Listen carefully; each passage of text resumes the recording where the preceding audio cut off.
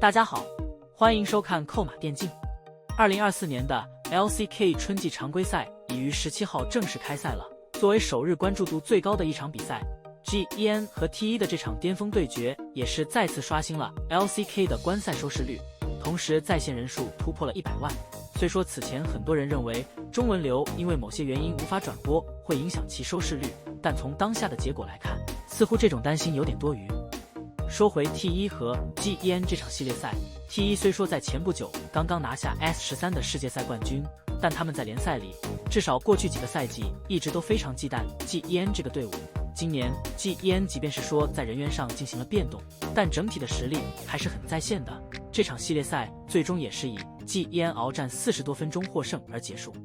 纵观整个系列赛 ，T1 在首局靠着 Faker 那波绕后进场的完美大招，瞬间杀死比赛。但后面2局比赛则凸显对于版本理解不够，他们太过于在前期看重虚空潮虫的战术价值，忽略了此前自己一贯擅长的速龙战术，导致 GEN 在第2局的双射手在后期成型无法处理，第3局开局就是天崩。虽苦苦支撑了40多分钟，但阵容上的短板无法弥补，最终失败。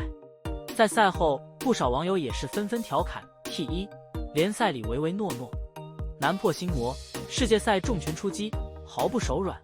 对于 T1 粉丝来说，不知道是该哭呢，还是该笑呢？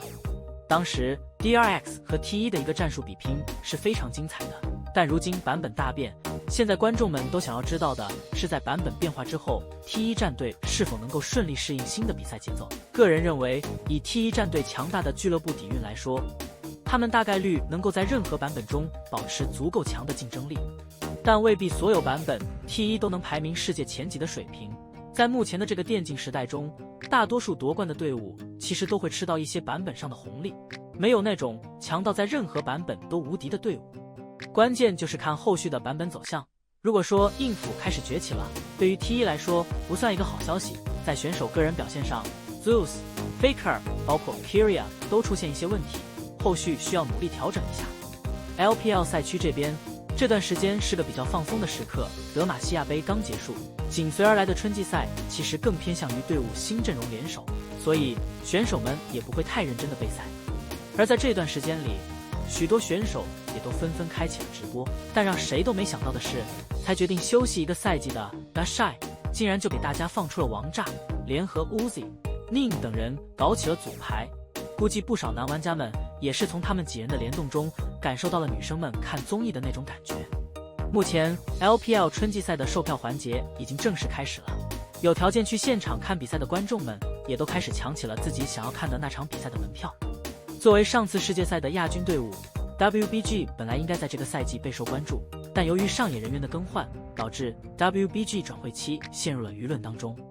更换了人员之后的 WBG 受关注度明显下降了非常多，很多人对于 ZDZ 的表现特别好奇，毕竟是踢下了 Dashai 选手，自然很多人都想知道 ZDZ 到底会给 WBG 带来什么样的改变。但说实话，